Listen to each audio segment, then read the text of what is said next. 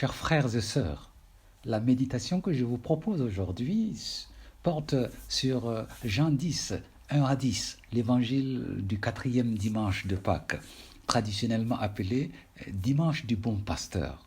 Jésus dit « Je suis la porte des brebis. Ceux qui sont intervenus avant moi sont tous des voleurs et des bandits. » Ces paroles de Jésus rappellent Ézéchiel 34 où Dieu se plaint de ceux qu'il avait chargés de paître son troupeau car il dit « Au lieu de paître le troupeau, ces bergers-là se paissent eux-mêmes.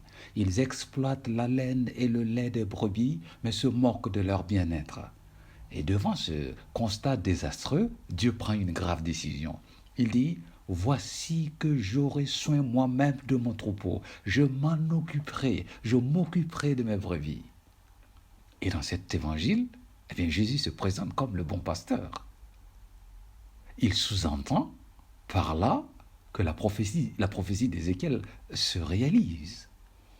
Il faut comprendre qu'avec Jésus, c'est Dieu lui-même qui paie désormais son troupeau. Jésus, en fait, est en train d'affirmer sa divinité.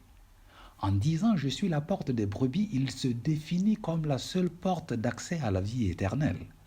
Nous sommes dans le temps pascal et c'est bien de se rappeler que le salut en Jésus ne se réalise pas en nous par un seul acte définitif que nous poserions. Par exemple, on ne peut pas dire que le simple fait de croire en Jésus ressuscité, c'est tout ce qu'il faut pour être sauvé. On se heurterait tout de suite à plein de passages des enseignements de l'Évangile où Jésus pose d'autres exigences si on tenait cette position. Bref, Jésus est la porte qui donne accès au salut qui est un processus. D'où l'image justement du berger et du troupeau, car il s'agit de prendre soin au quotidien des brebis. Et là entre en jeu, puisque nous lisons cet évangile dans le contexte du temps pascal, et là entre en jeu les sacrements que le Christ a institués et confiés à l'Église. Ces sacrements distillent et fortifient en nous la vie éternelle, la résurrection de Jésus.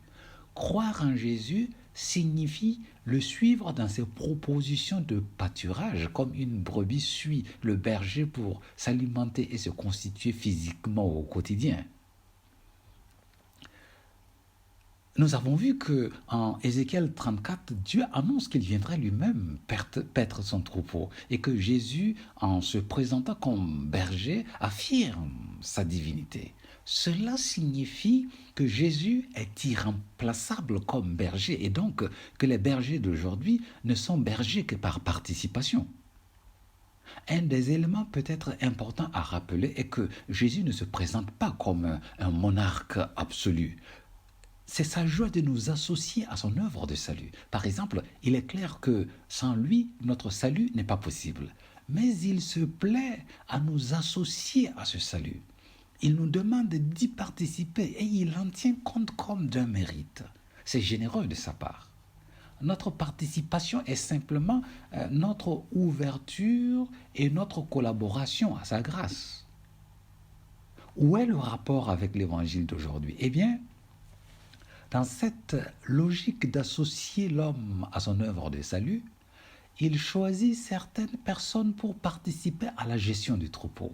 Pensons par exemple au fait qu'il ait eu besoin de désigner 12 personnes pour être ses apôtres parmi le grand nombre de personnes qui le suivaient. Apôtre signifie envoyé. Il a éprouvé le besoin d'avoir un groupe restreint parce qu'il avait une mission particulière à leur confier. Il voulait les associer de façon particulière à sa mission à lui, justement parce que la nature de sa mission, celle que son père lui a confiée, exige qu'il fasse reposer sur certains des responsabilités précises. À la fin de l'évangile de Matthieu, Jésus dit à ceux qu'il a choisis pour participer de façon singulière à la gestion du troupeau, « Allez de toutes les nations, faites des disciples, baptisez-les au nom du Père et du Fils et du Saint-Esprit. » Et il précise à la fin, « Et moi, je suis avec vous jusqu'à la fin des temps. » Est-ce que Jésus est en train de dire que les apôtres à qui il s'adressait ce jour-là vivraient sur terre jusqu'à la fin des noms, jusqu'à la fin des temps? Bien sûr que non. Est-ce que la mission qu'il leur confie devrait être assurée jusqu'à la fin des temps? Bien sûr que oui. Et cela signifie que l'équipe des apôtres est appelée à se renouveler. Jésus a créé une charge pastorale dont l'Église doit s'acquitter jusqu'à la fin des temps. Les hommes se renouvelleront pour assurer cette charge. C'est d'ailleurs ce que signifie le choix de Matthias pour remplacer Judas en Acte 1. Il faut quelqu'un pour prendre sa charge, dit Pierre. Donc, la charge confiée aux apôtres par Jésus doit perdurer. Aujourd'hui, cette charge est remplie par les évêques. Les évêques sont les successeurs des apôtres. Tout le monde sait que dans l'Église catholique, on peut retracer la chaîne généalogique de la succession apostolique dont chaque évêque est le maillon.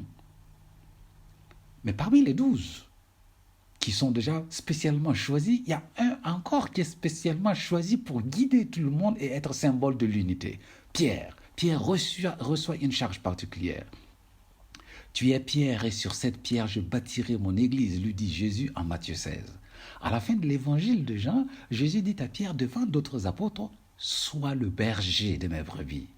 Pierre et bien sûr ses successeurs les papes sont le symbole de l'unité du troupeau, car Jésus leur a laissé la charge du troupeau. La brebis égarée qui cherche où se trouve le troupeau du Christ a un repère clair, Pierre et les successeurs de Pierre. Là où apparaît l'évêque, que là soit le peuple, disait déjà Saint Ignace d'Antioche au début du IIe siècle. Ce dimanche, appelé dimanche du bon pasteur, est précisément celui choisi pour être la journée mondiale de prière pour les vocations. Vocation sacerdotale, vocation religieuse, vocation de laïcs consacrés, engagés pour la mission, des couples engagés dans différents domaines de l'évangélisation. Il se trouve que nous sommes dans le mois de mai, le mois de Marie, au cours duquel nous avons l'habitude chaque année de dire le chapelet. Dans une petite lettre qu'il a adressée à tous les catholiques du monde, eh bien, le pape François nous invite à dire le chapelet seul ou en famille et à terminer avec une prière à Marie qu'il propose dans la même lettre. N'oublions donc pas de prier pour les vocations au cours de ce chapelet.